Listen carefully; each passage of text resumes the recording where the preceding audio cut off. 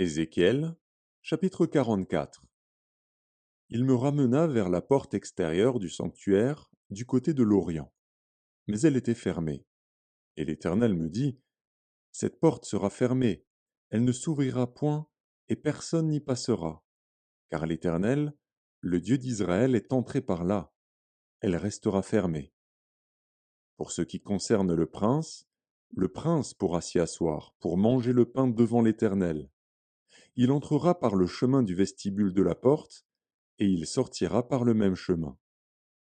Il me conduisit vers la porte du septentrion, devant la maison. Je regardai, et voici, la gloire de l'Éternel remplissait la maison de l'Éternel, et je tombai sur ma face. L'Éternel me dit, Fils de l'homme, sois attentif, et regarde de tes yeux. Écoute de tes oreilles tout ce que je te dirai au sujet de toutes les ordonnances de la maison de l'Éternel et de toutes ses lois. Considère attentivement l'entrée de la maison et toutes les issues du sanctuaire. Tu diras aux rebelles, à la maison d'Israël, ainsi parle le Seigneur, l'Éternel. Assez de toutes vos abominations, maison d'Israël. Vous avez introduit dans mon sanctuaire des étrangers incirconcis de cœur et incirconcis de chair pour profaner ma maison. Vous avez offert mon pain, la graisse et le sang à toutes vos abominations, vous avez rompu mon alliance. Vous n'avez pas fait le service de mon sanctuaire, mais vous les avez mis à votre place pour faire le service dans mon sanctuaire. Ainsi parle le Seigneur, l'Éternel. Aucun étranger, incirconcis de cœur et incirconcis de chair, n'entrera dans mon sanctuaire, aucun des étrangers qui seront au milieu des enfants d'Israël. De plus, les Lévites qui se sont éloignés de moi, quand Israël s'égarait et se détournait de moi pour suivre ses idoles, porteront la peine de leur iniquité. Ils seront dans mon sanctuaire comme serviteurs, ils auront la garde des portes de la maison, et feront le service de la maison. Ils égorgeront pour le peuple les victimes destinées aux holocaustes et aux autres sacrifices, et ils se tiendront devant lui pour être à son service. Parce qu'ils l'ont servi devant ses idoles, et qu'ils ont fait tomber dans le péché la maison d'Israël, je lève ma main sur eux, dit le Seigneur, l'Éternel, pour qu'ils portent la peine de leur iniquité. Ils ne s'approcheront pas de moi pour être à mon service dans le sacerdoce.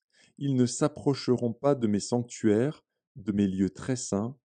Ils porteront la peine de leur ignominie et des abominations qu'ils ont commises. Je leur donnerai la garde de la maison, et ils en feront tout le service et tout ce qui doit s'y faire. Mais les sacrificateurs, les Lévites, fils de Tsadok, qui ont fait le service de mon sanctuaire quand les enfants d'Israël s'égaraient loin de moi, ceux-là s'approcheront de moi pour me servir, et se tiendront devant moi pour m'offrir la graisse et le sang, dit le Seigneur, l'Éternel. Ils entreront dans mon sanctuaire, ils s'approcheront de ma table pour me servir, ils seront à mon service. Lorsqu'ils franchiront les portes du parvis intérieur, ils revêtiront des habits de lin. Ils n'auront sur eux rien qui soit en laine, quand ils feront le service aux portes du parvis intérieur et dans la maison. Ils auront des tiares de lin sur la tête, et des caleçons de lin sur leurs reins. Ils ne se ceindront point de manière à exciter la sueur. Lorsqu'ils sortiront pour aller dans le parvis extérieur vers le peuple, ils ôteront les vêtements avec lesquels ils font le service, et les déposeront dans les chambres du sanctuaire. Ils en mettront d'autres, afin de ne pas sanctifier le peuple par leurs vêtements. Ils ne se raseront pas la tête, et ne laisseront pas non plus croître leurs cheveux, mais ils devront couper leur chevelure. Aucun sacrificateur ne boira du vin lorsqu'il entrera dans le parvis intérieur. Ils ne prendront pour femme ni une veuve, ni une femme répudiée, mais ils prendront des vierges de la race de la maison d'Israël. Ils pourront aussi prendre la veuve d'un sacrificateur. Ils enseigneront à mon peuple à distinguer ce qui est saint de ce qui est profane, ils lui feront connaître la différence entre ce qui est impur et ce qui est pur. Ils seront juges dans les contestations, et ils jugeront d'après mes lois. Ils observeront aussi mes lois et mes ordonnances dans toutes mes fêtes, et ils sanctifieront mes sabbats. Un sacrificateur n'ira pas vers un mort, de peur de se rendre impur. Il ne pourra se rendre impur que pour un père, pour une mère, pour un fils, pour une fille, pour un frère et pour une sœur qui n'était pas mariée. Après sa purification, on lui comptera 7 jours. Le jour où il entrera dans le sanctuaire, dans le parvis intérieur, pour faire le service dans le sanctuaire, il offrira son sacrifice d'expiation, dit le Seigneur, l'Éternel. Voici l'héritage qu'ils auront, c'est moi qui serai leur héritage. Vous ne leur donnerez point de possession en Israël, je serai leur possession.